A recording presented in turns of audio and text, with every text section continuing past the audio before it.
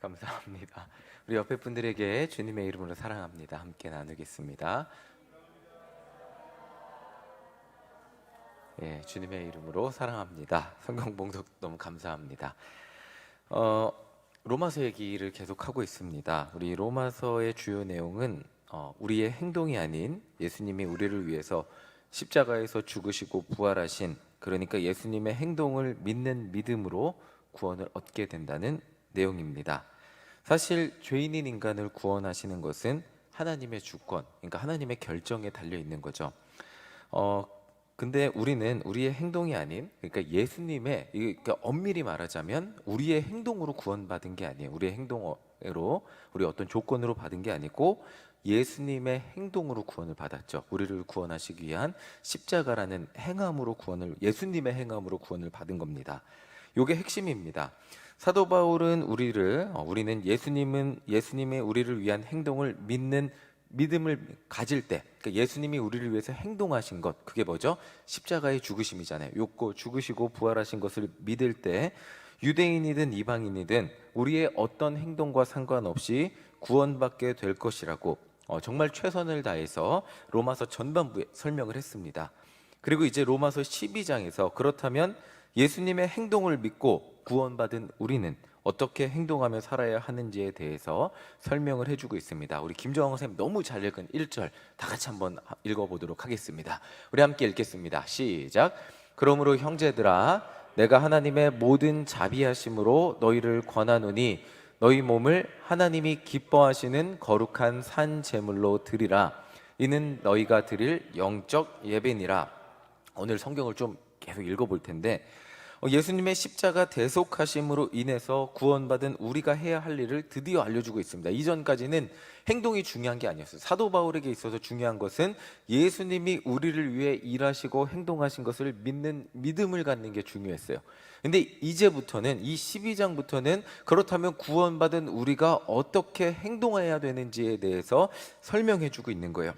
자, 이렇게 우리가 할 일은 하나님이 기뻐하시는, 우리 몸을 하나님이 기뻐하시는 거룩한 산 제물로 드리라고 말하고 있습니다. 제물이라 그러니까 뭔가 우리가 막 희생하고 죽어야 될 것 같은데, 사도 바울은 여기 하나를 더 붙입니다. 이것이 우리가 하나님께 온전히 드릴 영적 예배라고 하고 있습니다. 자, 여기서 우리가 주목해야 할 말이 있다면 우리의 몸을 제물로 드리라는 말이고, 또 이것이 영적 예배라는 말입니다. 사도 바울이 구원받은 그리스도인의 삶에 대해서 영적 예배라는 단어를 사용했기 때문에 그 다음에 내용들이 뭔가 저도 기대를 하고 읽었어요. 뭔가 영적이고 신비적이고 놀라운, 우리가 모르는 신비적인 차원의 어떤 이야기들을 할 것 같은데, 그런데 로마서 12장 전체를 읽어보면 사도 바울의 초점은 다른 곳에 있음을 알 수 있습니다. 로마서 12장 6절 7절 한번 읽어보겠습니다. 시작.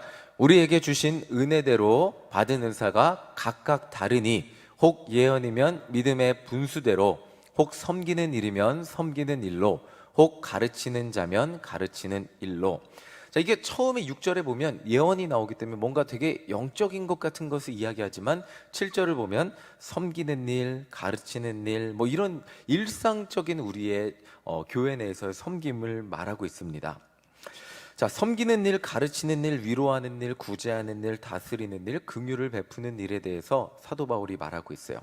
자, 사도 바울은 첫 번째로 이런 일들, 그냥 우리가 일상적으로 교회에서 섬기고 봉사하는 일들이 우리가 하나님께 드릴 영적 예배라고 말하고 있습니다. 그러니까 또 엄밀히 말하자면 우리가 여기서 섬기는 것, 누군가가 예배를 드리기 위해서 방송실에서 있는 것도 영적 예배고, 또 예배 후에 누군가 우리가 식당에서 식사를 나누기 위해 식당에서 봉사하는 것도 영적 예배라고 이야기하고 있습니다. 그러니까 영적 예배가 되게 대단하고 막 영적으로 막 그런 영성만 추구하는 것 같지만 지금 사도 바울이 말하고 있는 초점은 그것이 아님을 알 수 있습니다. 자, 그리고 사도 바울이 권하는 이제 두 번째를 살펴보겠습니다. 10절 함께 읽어보겠습니다. 읽겠습니다. 시작. 형제를 사랑하여 서로 우애하고 존경하기를 서로 먼저 하며. 이게 굉장히 영적 예배고 뭔가 제물로 드리라 그러니까 계속해서 뭔가 영적인 것들을 이야기하는 것 같지만 사도 바울이 말해 형제를 사랑, 너무나 뻔한 이야기입니다. 형제를 사랑하고 서로 우애하고 존경하라는 말을 하고 있습니다. 자, 그리고 세 번째를 보겠습니다. 18절 읽어보겠습니다.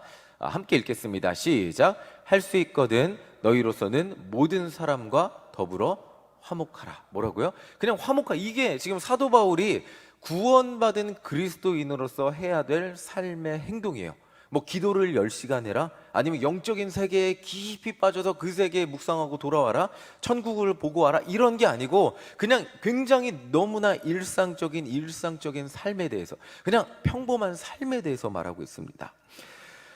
자, 사도 바울은 지금까지 로마서 1장부터 11장까지 하나님의 구원의 경륜과 신비에 대해서 설명을 했습니다. 이거는 구원의 경륜과 신비는 인간이 도저히 이해할 수 없는 깊이에 대해서 말하고 있습니다. 하나님이 너무나 인간을 사랑하셔서 자기 아들을 이 땅에 보내주셨고, 그 아들을 죽게 하셨고, 그 아들을 믿는 자마다 모든 사람이 영생에 얻게 된다는 하나님의 놀라운 구원의 계획에 대해서 말해줬습니다. 자, 그런데 구원받은 하나님의 백성의 삶에 대해서 그 다음에 설명을 하는데, 지금 제가 말씀을 드렸지만 12장을 쭉 한번 읽어보세요. 시간상 제가 다 읽진 않았는데 여기에는 어떤 신비적이고 영적인 차원에 대해서 이야기하는 것보다는 우리 눈으로 보고 느끼고 살아가는 일상적인 삶에 대해, 그 실천에 대해서 설명하고 있습니다.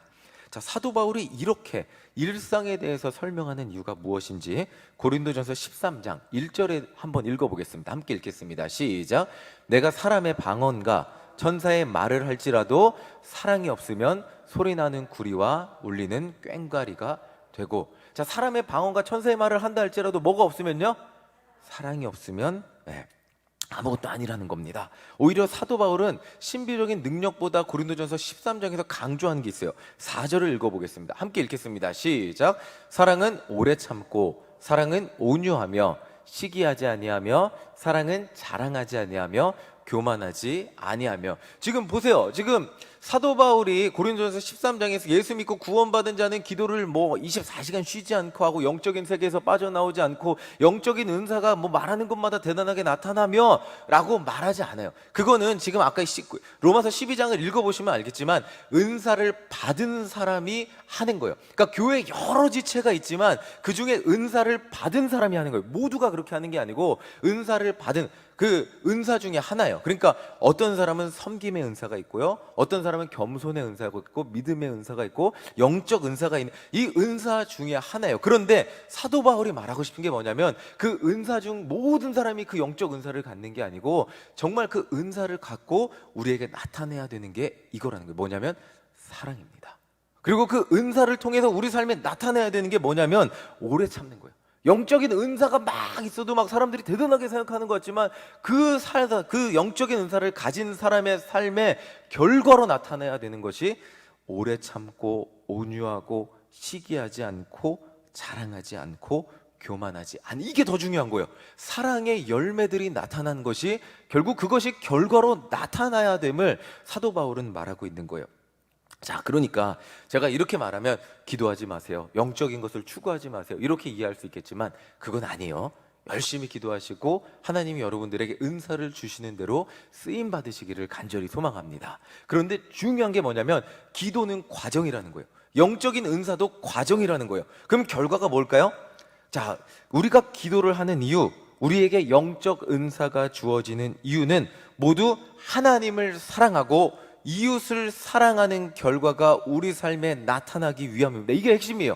그러니까 그 결과, 우리가 막 열심히 기도하고 막 열심히 영적인 은사를 막 이렇게 신비한 것을 사모하고, 이런 것들이 신비 자체가 목적이 아니고, 어떤 영적인 것이 목적이 아니고, 그것들을 통해서 우리 삶에 너무나 일상적이고 평범하고 너무나 그냥 그냥 아무것도 아닌 것 같은, 그냥 온유하고 사랑하고 화평하고 겸손하고, 그 사람만 가면 그곳에 기쁨과 은혜가 넘치는 그 결과가 나타나는 것이 우리에게 은사가 주어진 이유라는 거예요.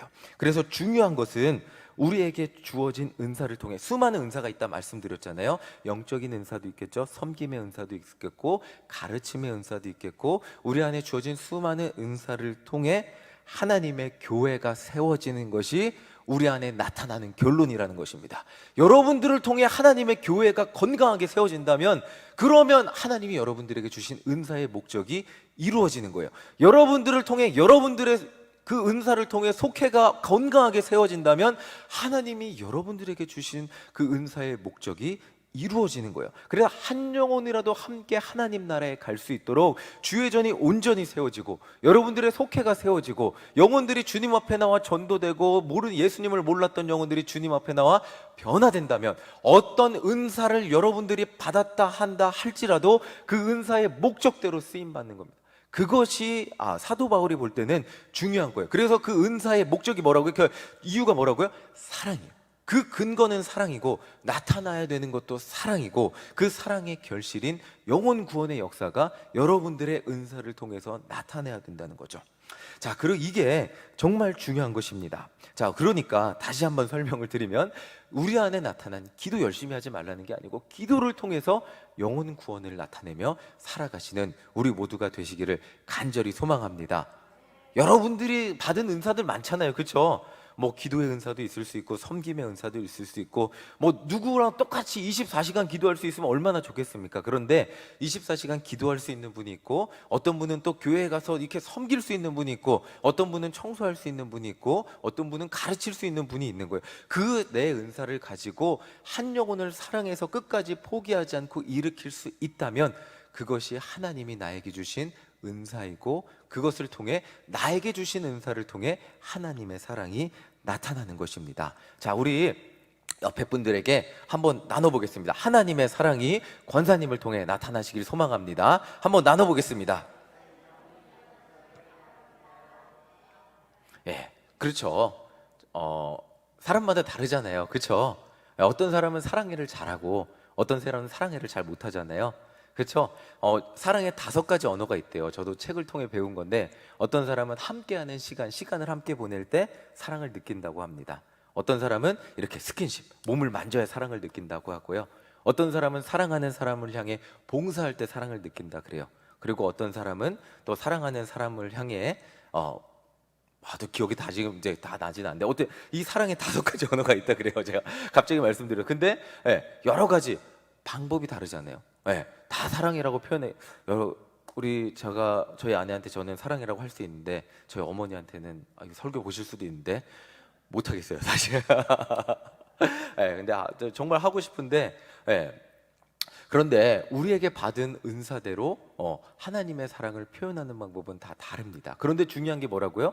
중요한 것은 우리 안에 중심의 사랑이 있느냐 없느냐, 그리고 그 일상적인 삶 가운데 사랑이 표현되느냐 되지 못하느냐가 중요한 것이라고 사도 바울은 말하고 있어요. 자, 이제 다시 본문으로 돌아갈게요. 본문으로 돌아가서 사도 바울이 강조하는 구원, 그 사랑이 나타나는 구원의 삶은 하나님 자녀의 그 사랑의 실천이 있는데 6절부터 8절을 쭉 한번 읽어볼게요. 뭔지 함께 읽어보도록 하겠습니다. 시작. 우리에게 주신 은혜대로 받은 은사가 각각 다르니 혹 예언이면 믿음의 분수대로, 혹 섬기는 일이면 섬기는 일로, 혹 가르치는 일이면 가르치는 일로, 혹 위로하는 자면 위로하는 일로, 구제하는 자는 성실함으로, 다스리는 자는 부지런함으로, 긍휼을 베푸는 자는 즐거움으로 할 것이니라. 이게 사도 바울이 나눠놓은 이유가 있어요. 저도 천국을 보고 싶었어요. 저희 친척 동생이 기도하는데 간증을 해요. 저희 고등학교 때 천국을 보고 왔대요. 그래서 하나님 천국을 보여주세요 막 기도했는데 저는 지금까지 목사가 돼도 하나님 천국을 아직 안 보여주셔서 천국을 보고 싶어요. 언젠가 보겠죠. 천국에 갈 거니까. 사람마다 내가 사모한다고 다 가질 수 있는 게 아니잖아요. 다 가질 수 있는 은사가 있는 게 아니잖아요. 누구는 다 여기 제가 성도님들을 뵀지만 각양각색의 은사를 가지고 있습니다. 어떤 분은 말을 잘하고요, 어떤 분은 성실함의 은사를 갖고 있고요, 어떤 분은 보이지 않는 곳에서 잘 섬기는 은사를 갖고 있습니다. 지금 사도 바울은 그런 거를 말하고 있어요. 내가 없는 것을 없다고 실망하지 말고 여러분들은 하나님의 목적에 의해서 하나님의 사역을 위해 창조된 사람들입니다. 저는 이렇게 표현을 해요. 디자인된 사람들이라고. 자, 그냥 창조되었다 그러면 이해가 잘 안 되시겠지만 어떤 디자인을 한 거 여러분들. 이거 너무나 예쁘게 우리 김엘리 전사님이 제가 가장 만만하니까 김엘리라는 사람을 이렇게 예쁘게 디자인한 거예요. 그리고 하나님 뜻에 맞게 사용하기 위해서 김엘리라는 성격을 주고 김엘리라는 모습을 주고 그 자라는 환경을 주고 잘하게 하신 거예요. 그리고 하나님의 지금 사역자로 지금 살아가게 하고 있잖아요. 우리 모두는 그렇게 하나님이 살아가는 환경과 또 성격을 주시고 자라가게 하셨어요. 그리고 그렇게 디자인하셔갖고 그렇게 하나님 뜻대로 은사에 맞게 쓰임받고 살아가게 하셨다는 거죠. 자, 미국에서 공부할 때 심심치 않게 만났던 유형의 사람들이 있어요. 미국은 기독교 국가니까 자기는 크리스찬이래요. 근데 교회는 안 다닌대요. 생각보다 제법 있어요. 예수님을 나의 구원자라고는 믿는데 교회는 안 다니는 거죠. 자, 오늘날 우리나라에도 제법 있죠. 예수님은 믿는데 교회 가면 맨날 뭐 사람들하고 부대끼고 힘들고 뭐 하라는 것도 많고 그냥 나는 혼자 예수님 믿고 CBS 보고 온라인 헌금 드리고 그냥 편하게 살게요. 그리고 주일날도 가족들이랑 보내고 그게 하나님 뜻이지 뭐가 교회 가서 그렇게 복작복작 살아야 됩니까? 대형 교회를 선호하는 사람들의 이유 중 하나가 그냥 익명성 속에 숨어서 이렇게 사람들이 나를 알아봐 주지 않고 주일 예배만 드리고 집에 와서 그냥 편하게 그냥 신앙의 형태만 유지하는 그런 모습이라는 그런 설문조사도 있었습니다. 자, 그런데 사도 바울이 생전에 로마서를 기록할 때 초대교회는 얼마나 큰 교회였을까요, 여러분들? 그렇게 큰 교회가 없었어요. 공동체가 대부분 100명 미만 조그만 교회들이었다고 합니다. 그러니까 오늘날과 같은 1000명, 2000명 교회는 존재하지도 않았어요. 구원받은 성도가 작은 공동체에 속해서 자신의 역할을 감당하는 것은 선택이 아니에요. 이건 그냥 필수인 거예요. 이 교회 와서 이제 김엘리라는 사람이 이제 예수님 믿었어 그러면 막 다 축하해줘요. 우와, 김엘리 우리 가족이 됐다. 막 이게 초대교회 세례식인 거예요. 20명 30명 모이는 교회에 저희 청년부도 그렇거든요. 한 명 오면 막 같이 박수 쳐줘요. 그리고 그 한 명 안 나올까봐 막 계속 연락하고 교회 나오게 하고 막 박수 쳐줘요. 이번 주도 한 명 또 새가족 환영식 청년부 하는데 막 애들이 다 챙겨줘요. 저 몰랐는데 그 집에 가서 같이 자기로 한 청년도 있더라고요. 막 이렇게 챙겨주는 거예요. 이게 사람이 적다 보니까 그러니까 이게 그냥 익명성 속에 숨어서 나는 뒤에 멀리 있어요. 이게 안 됐다는 거예요. 사람이 적으니까 그냥 이 사람이 예수님 믿기로 결단하고 공동체 속에 들어가는 예수님 믿기로 결단하고 세례받고 영접했다는 것은 이미 그 공동체 속에 한 멤버가 돼서 그 사람도 뭔가 역할을 하는 것을 의미했다. 너무나 당연한 성도의 모습이었다는 거예요. 자, 사도 바울에게 있어서 구원받은 성도의 모습, 초대교회 구원받은 성도의 그 공동체는 너무나도 당연하게 자기가 가진 은사와 재능대로 다른 성도들을 예수님의 사랑으로 섬기는 사람이 되는 것이었어요. 그런데 모두 다른 모습과 성격을 가지고 있기 때문에 자신이 가진 달란트를 알고 하나님이 주신 그 은사를 알고 공동체를 섬기는 것이 공동체에 가장 유익하다고 말하고 있는 거예요. 자, 최근에 제가 점심에 밥을 먹으면서 사역하니까 원래 아무리 떡을 먹어도 제가 1부 예배 끝나고 떡이 오니까 그때 주세요. 그러면 제가 어쩔 때는 청년부 2부 예배 끝나고 청년부 예배 드리니까 시간이 없으니까 1부 끝나고 막 떡을 먹어요. 그리고 청년부 예배쯤 되면 배고파요. 떡 하나 먹고 그게 얼마나 그게 배가 차겠습니까? 그리고 예배 끝날 때쯤 되면 막 배가 너무 고파갖고 그리고 막 청년부 그래도 3, 4시까지 하잖아요. 그러면 막 배가 많이 고프고 그런 날들이 있었습니다. 그런데 요즘은 밥하잖아요. 그러니까 밥을 먹습니다. 밥을 먹는데 그러니까 제가 젊은이부 예배할 때 배가 안 고파. 이상하게 더 힘이 나더라고요. 이게 별거 아닌 것 같아도 밥이 있으니까 저는 예배 드리는 게 더 기쁘고 더 힘을 내서 할 수 있다는 것을 하나님의 말씀을 전할 수 있게 되었다는 것을 느끼게 되더라고요. 우리 13절을 함께 읽겠습니다. 13절 함께 읽겠습니다. 시작. 성도들의 쓸 것을 공급하며 손 대접하게. 이게 영적 예배래요. 이게 대단한 게 아니에요. 성도들의 쓸 것을 공급하며 손 대접하기를 힘쓰는 게 우리가 해야 될 영적 예배라고 사도 바울이 말하고 있는 거예요. 밥 한 끼 하는 것, 밥을 어떻게 해요? 하실 수도 있고, 밥 한 끼 하는 게 이게 교회에서 있어도 되고 없어도 되냐, 이렇게 하실 수 있겠지만, 저에게는 굉장히 큰 힘이 되고, 예배를 인도할 때 지치지 않을 수 있게 주는 어떤 힘이 되는 것입니다. 자, 이게 너무나 당연한 것 같고 아니면 안 해도 되고 안 해도 되는 것 같지만 그럼에도 불구하고 우리가 이렇게 섬기고 사랑할 때 그 공동체를 사랑하고 섬기는 것, 그것은 구원받은 성도의 선한 행위, 더 나아가서 이것이 다시 말씀드리지만 여러분들의 거룩한 영적 예배라고 사도 바울은 말하고 있는 거예요. 자, 이제 한 스텝 더 나가 보겠습니다.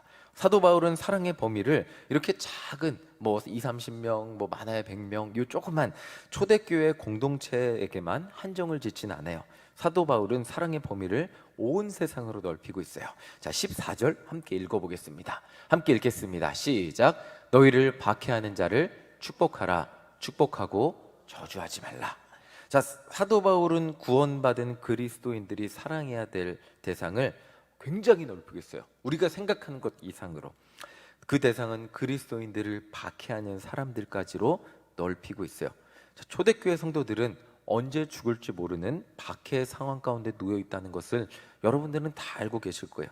그런데 사도 바울은 이렇게까지 말하고 있어요. 박해한 자를 사랑하라고만 하지 않고 더 나아갑니다. 17절 18절 함께 읽어보겠습니다. 시작.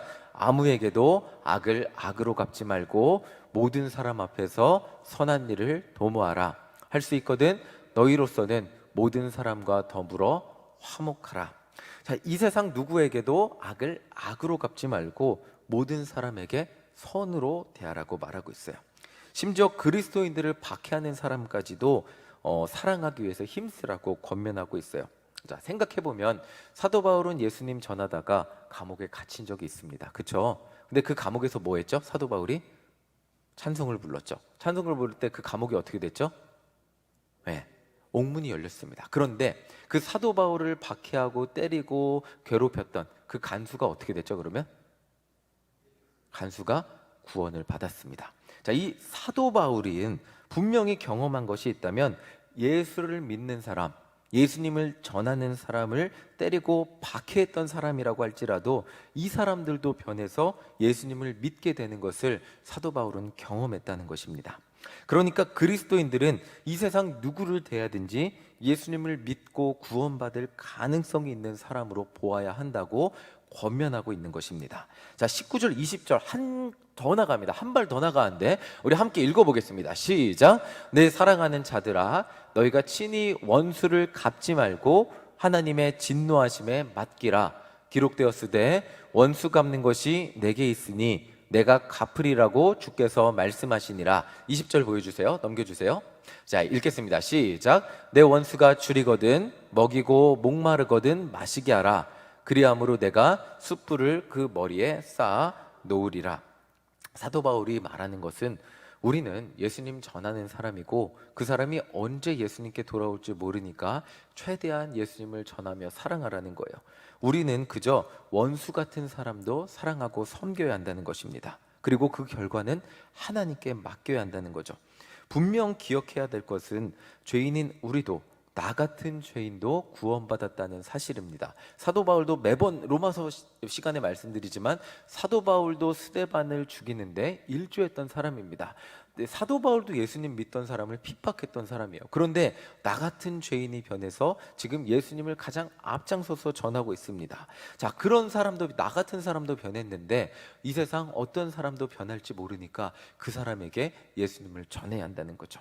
우리는 많은 영화를 보게 돼요. 그 영화에는 원수는 또 다른 원수를 낳게 됩니다. 막 진짜 한평생 원수를 갚기 위해서 막, 저 어렸을 때 중국 무협 영화를 좋아했거든요. 그러면 막 아버지의 원수를 갚기 위해 열심히 막 무술을 연습합니다. 그리고 나중에 이렇게 원수를 찾아가서 원수랑 싸웁니다. 그리고 원수를 이기고 딱 그 주인공이 나와요. 그때 주인공 표정이 어떨까요? 저게 아직도 기억이 나요. 제목은 기억이 안 나는데 원수를 갚은 다음에 뭔가 통쾌해야 되는데 굉장히 허탈한 표정으로, 외로운 표정으로 이렇게 걸어가면서 영화가 끝이 나는 것을 보게 됩니다. 그리고 심지어 어떤 영화는 그 원수의 자식이 또다시 원수를 갚으려고 무술을 연마하는 장면을 보여주면서 영화가 끝이 나기도 합니다. 원수는 또 다른 원수를 낳게 돼 있어요.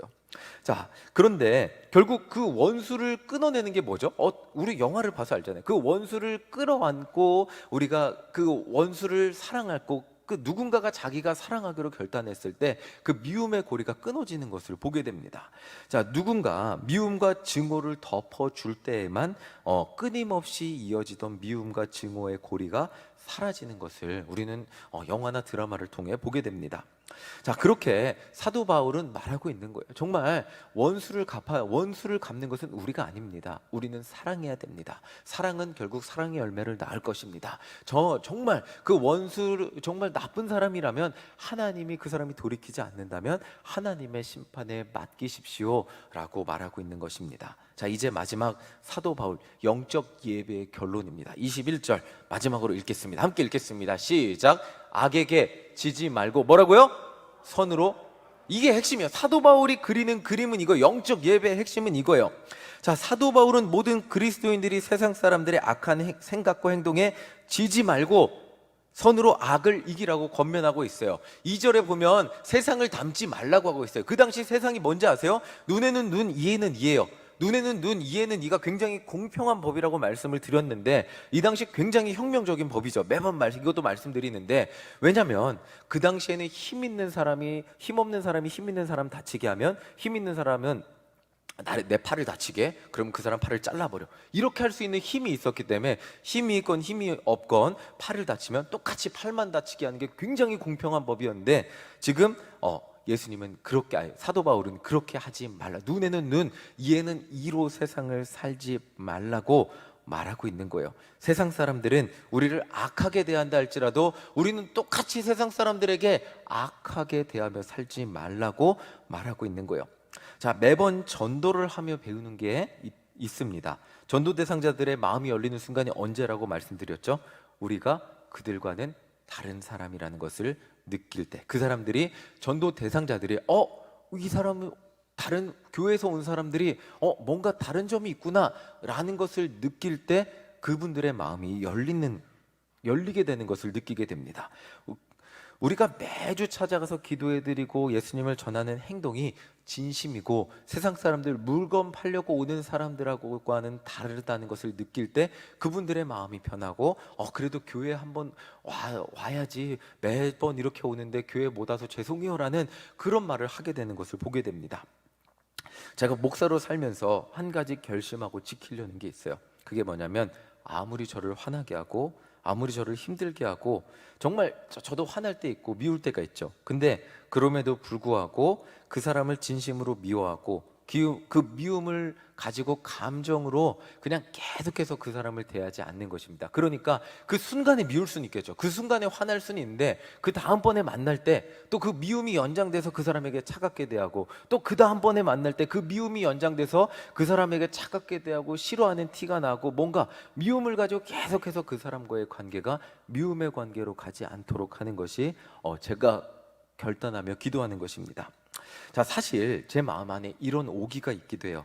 아무리 날 힘들게 해봐라, 그럼에도 불구하고 저는 당신을 미워함으로 지지 않겠습니다 라는 오기가 있기도 해요. 당신을 미워하는 것이 저는 지는 것입니다. 아무리 저를 힘들게 해도 포기하지 않고 당신 앞에서 웃어보겠습니다 라는 그런 마음의 오기가 있기도 합니다. 때로는 억울한 소리를 듣기도 해요. 그 마음이 힘들죠. 표정 관리도 안 되고 누군가 믿기도 하죠. 마음이 회복되기 힘들기도 합니다. 그런데 결국 제가 일신교회에서 행복한 목회를 하기 위해서는 누군가를 미워하는 마음을 빨리 털어내 버려야 한다는 것을 깨닫고 또 깨닫게 됩니다. 누군가 믿고 누군가 힘들고 누군가가 싫다면 그게 제 얼굴 표정에 다 드러나고 몸에 드러나갔고, 정말 그 교회에서 있는 하루 종일 제가 굉장히 표정도 어둡고 정말 기분이 안 좋은 그 상태로 하루 종일 있어야 된다는 것을 깨닫게 됩니다. 자, 수많은 감정들은, 자, 사진 보여주세요. 수많은 감정들은 달리기 한 다음 표정인데 달리기에 다 묻어버리고 여러분, 달리기 좋습니다. 굉장히 분노의 감정들이 잘 사라져요. 열받는 감정들, 속상한 감정들이 잘 사라져요. 달리기에 다 묻어버리고 다시 돌아와서 성도님들과 웃을 때, 사랑할 때 제 안에 다시금 목회의 기쁨이 느끼게 되는 것을 경험합니다. 어찌되었건 결국 서로 웃어야 사역이 행복하고 사역이 즐겁다는 것을 정말 많이 경험하게 됩니다. 어찌되었건 권사님들 만나서 웃으면 너무 즐거워요. 그렇죠? 일신교회 와서 일신교회 제가 출근해서 만나는 성도님들은 함께 웃는 사람, 일신교회 만나서 함께 하는 우리 성도님들은 함께 웃는 시간이 될 때 그 사역이 즐겁고 기쁨이 넘치다는 것을 매번 경험합니다. 결국 우리가 함께 웃을 사람은 일신교회 성도님들이고 또 여러분들의 속도원들입니다. 오늘도 저는 여러분들과 함께 웃을 수 있어서 정말 즐겁고 행복합니다. 우리 사무실에 있는 목사님하고 또 전사님들하고 웃을 수 있고 또 담임 목사님하고도 웃을 수 있어서 행복합니다. 여러분들이 저에게 무엇을 해주셔서 행복하다기보다라고 하기보다는 그저 함께 할 수 있어서, 여러분들이 건강하게 함께 하시고 또 저와 함께 웃어줄 수 있어서 정말 감사하고 행복합니다. 자, 이제 우리 모두 사도 바울이 우리에게 권면했던 것처럼 기도함으로, 예배드림으로 이게 필요해요. 근데 아까 제가 결과만은 말씀 강조해서 그렇지만 기도와 예배 없이 여러분들 세상 가운데 승리하실 수 있을 것 같습니까? 지나친 오만과 자만입니다. 기도하시고 예배에 힘써야 세상 가운데 여러분들 그 변하지 않을 것 같은 일상에서 사랑의 모습이 나타나고 웃음이 나타나고 감사가 나타나는 겁니다. 기도함으로 예배함으로 정말 여러분들의 일상이 변해서 여러분들이 거하는 모든 곳이 정말 목사님 말씀처럼 여러분들이 빛과 소금이 되어서 여러분들이 거하는 모든 곳이 사랑이 나타나기를 간절히 소망합니다. 여러분들, 그 사람이 있는, 마정훈이라는 사람이 있는 곳에 웃음이 넘치고, 마정훈이라는 사람이 있는 곳에 기쁨이 넘치고 감사가 넘치고 평안이 넘치는 것, 그것이 사도 바울이 말하는 우리의 영적 예배입니다. 이것을 위해서 여러분들은 기도하셔야 됩니다. 기도하지 말라는 거 아니에요. 기도하셔야 됩니다. 예배에 힘쓰셔야 됩니다. 하나님 말씀을 끊임없이 공급받으셔야 됩니다. 말씀으로 일어나야 됩니다. 그렇지 않으면 여러분들 이생의 걱정, 재물의 걱정, 자녀의 걱정, 수많은 인생의 걱정 여러분들을 뒤덮어서 어떤 세상에 가서도 웃지 못하실 겁니다. 예수님과 함께 하실 때만 세상이 사람들이 걱정하는 수많은 것들, 너는 그게 걱정돼? 나는 예수님 믿으니까 이 모든 걱정들 예수님이 이루어주실 것을 믿고 이겨낼 수 있어. 우리 함께 기도하고 함께 웃자. 다 잘 될 거야. 그게 잘 될 게 그냥 단지 긍정의 힘이 아니라 내가 믿는 예수님이 나와 함께 하시기 때문이야 라는 것을 전하며 정말 그 믿음으로 세상 가운데 나아가서 승리하는 우리 모두가 되시기를 간절히 소망합니다. 여러분들, 거룩한 산 제물로 세상 가운데, 세상의 어둠과 미움과 걱정과 한숨 가운데 거룩한 산 제물로 예수님을 믿음으로 승리하는 우리 모두가 되시기를 간절히 소망합니다. 아멘. 이 시간 함께 찬양하겠습니다. 우리 말씀 앞에서 함께 찬양하겠습니다.